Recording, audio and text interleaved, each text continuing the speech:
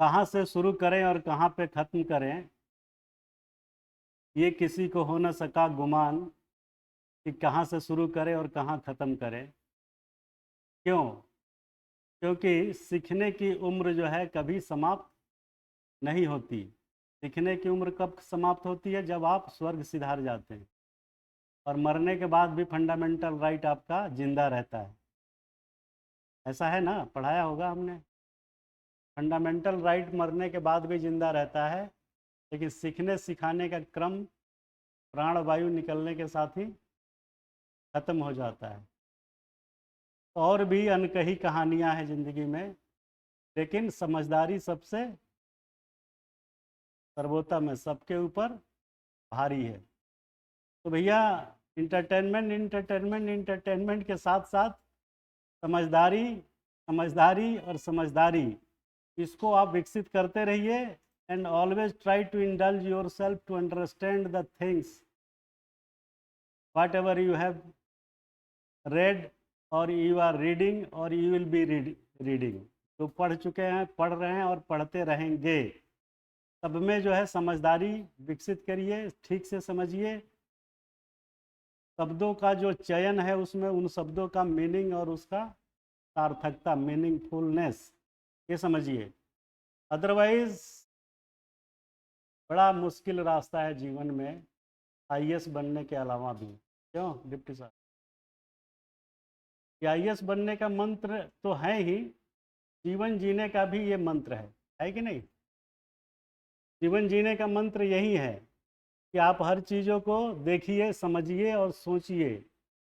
ये नहीं कि किसी को डेलीगेट कर दीजिए कि साहब आप ही कर दीजिए ना मेरा काम, है कि नहीं? ये मत सोचिए कि चिट्ठी आई है तो चिट्ठी को हम दे दें बाबूजी को या भैया को या छोटका को, वो पढ़ के समझ लेगा। सरकार की तरफ से कोई नोटिस आया है और आपके घर पे आया है, तो आपने क्या किया, धीरे से सरका दिया छोटा भाई पे, अरे बाबूजी को दे देना, समझा देना। उसने क्या किया, अम्मा को दे दिया, और अम्मा ने भी क्या किया, उठा के कहीं पे रख दिया, भूल गई। फिर 3 दिन बाद याद आया तो किसी को दिखाया गया, तो किसी ने पढ़ने का प्रयास ही नहीं किया, कह रहे रख दो, होगा कोई नोटिस फोटिस। आज जब पुलिस वाला आ जाएगा सीधे नॉन अवेलेबल वारंट लेके, तब हड़हड़ खड़खड़ दिखाई पड़ेगा कि अरे बाप रे ये क्या हो गया। चलिए साहब, गवाही देना है, नॉन अवेलेबल वारंट है, होता है ना गांव में। ऐसा क्यों हुआ? क्योंकि सरकार ने सम्मन भेजा, आपने ध्यान नहीं दिया। सरकार ने फिर जो है आपको दूसरा वो दिया, क्या बोलते हैं उसको, एक चीज़ और आता, वारंट, तब नहीं आए। फिर उसने उठा के नॉन अवेलेबल वारंट भेज दिया। फिर आप रोएंगे जज के सामने, जब समन आया था तब आपने पेन नहीं लिया। तो ज़िंदगी में आगे बढ़ने के लिए क्या ज़रूरी है? रेस्पॉन्सिबिलिटी, जिम्मेदारी का एहसास होना, और किसी चीज़ को दूसरे के भरोसे नहीं छोड़ना। खुद देखिए, खुद पढ़िए, तभी ज़िंदगी सफल होगी। नहीं तो आईएएस बनने के बाद भी बहुत सारे लोग जो हैं परेशान रहते हैं। क्यों? क्यों परेशान रहते हैं? क्योंकि उनको समझ में आता नहीं है कोई चीज़। न फाइल समझ में आती है, न नियम समझ में आते हैं, न पॉलिसी समझ में आती है, न एक्ट समझ में आता है। क्लियर है? ऐसा इसलिए होता है क्योंकि आपको बचपन से यही सिखा दिया जाता है कि डेलीगेट कर दो अपना काम, किसी को दे दो कि अरे तुम कर देना। तो डेलीगेशन जो है करिए, लेकिन जिम्मेदारी का एहसास खुद को रखिए। दूसरे से हेल्प लीजिए, घर वालों से, पड़ोस वालों से, वगैरह वगैरह, लेकिन कभी भी अपनी जिम्मेदारी को मत भूलिए। क्लियर है? चाहे वो आईएएस की परीक्षा हो, चाहे जीवन जीने की परीक्षा हो। क्लियर है? गुड। ये जो इंस्पायरेशन हमारा है, जो इंस्पायरेटिंग एडवाइस है, अगर आप इसको अपने लाइफ में उतारेंगे तो सफलता सुनिश्चित है, अन्यथा बहुत ही मुश्किल है। तो संभव और असंभव के बीच जो है बड़ा कम गैप रहता है। उस गैप को आप फिल करिए। ये मत सोचिए कि साहब ये संभव नहीं है। सब कुछ संभव है, डिपेंड करता है कि आपने कितना कठोर परिश्रम किया और कितना कठोर परिश्रम नहीं किया। तो आपकी ज़िंदगी है, आप जानिए 3% में बितानी है कि 90, है कि नहीं? Nobody is going to going to render pain for your self. कोई आदमी आपको दर्द दुख देना नहीं चाहता। माँ बाप तो, माँ तो और प्यारी होती है, वो कहता है कितना पढ़ोगे, दिया बुता दो भैया, बहुत पढ़ लिए, दिमाग खराब हो जाएगा इसका, है चश्मा लग गया बाबू के हमरा। माँ तो ऐसे कहती है ना। तो वो सब वात्सल्य रस अलग है, लेकिन आपको अपनी ज़िंदगी बनानी है तो आपको मेहनत करना पड़ेगा, क्वेश्चन को ठीक से समझना पड़ेगा, क्वेश्चन में दिए गए आंसर में दिए गए टेक्स्ट बुक में दिए गए टर्मिनोलॉजी को ठीक से, ये नहीं कि वो साहब वो तो क्वेश्चन में था उसका क्या मतलब, हमें तो रट्टा वाला हिसाब नहीं। ठीक है, तो सीधे सीधे अब हम आते हैं question number 9, GS3 preliminary as well as mains combined. Clear है।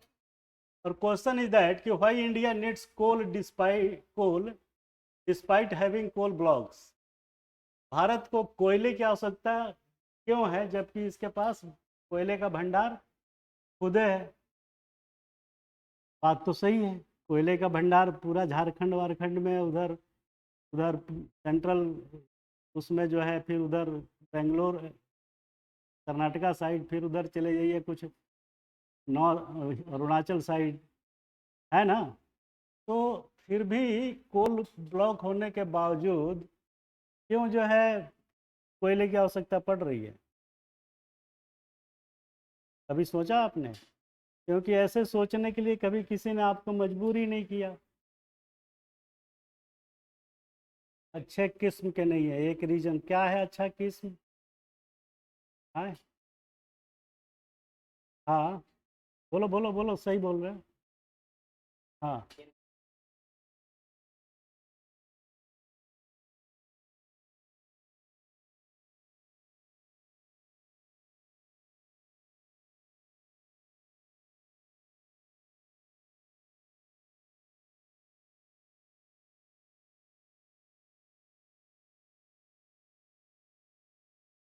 गुड, एक रीजन तो ये है। उसका वजह से क्या है कि एस राख ज़्यादा पैदा हो जाता है, हीट कम पैदा करता है। लेकिन एंथ्रास जो बिटुमिनस है उसकी ज़रूरत सबसे ज़्यादा किसके लिए बेहतर है? और आयरन और इंडस्ट्रीज़ के लिए वो फिर भी ठीक है, लेकिन पावर जनरेशन पावर हाउसेस के लिए उसकी, क्योंकि फ्लाई एश ज़्यादा निकलता है, हीटिंग जो है टेम्परेचर कम रह जाता है, इसलिए उसको ज़्यादा जलाना पड़ता है। और मुझे खुशी है कि तुम लोग कम से कम बेसिक चीज़ तो समझ गए हो। गुड, बहुत अच्छा। हाँ, और तो कह रहा है कि हमारे यहाँ लो क्वालिटी का कोल है। Most of the coal reserve in India are of low quality which makes it unsuitable for use in modern power plants. As a result India needs to import high quality coal from Indonesia, South Africa, Australia. ठीक है, सबसे ज़्यादा Indonesia और Australia से जो है import हो रहा है। दूसरा कह रहा है कि inadequate infra, India's coal mining sector is hampered by inadequate infra, poor transportation, outdated mining technology, and insufficient power generation capacity. As a result, India is unable to extract and transport coal from its coal block efficiently. तो हमारे पास मशीनें हैं, वो सब जो है technologically uplifted upgraded नहीं है। ये भी एक रीज़न है कि सोचता है कि वहीं बहुत ज़्यादा अंतर नहीं है।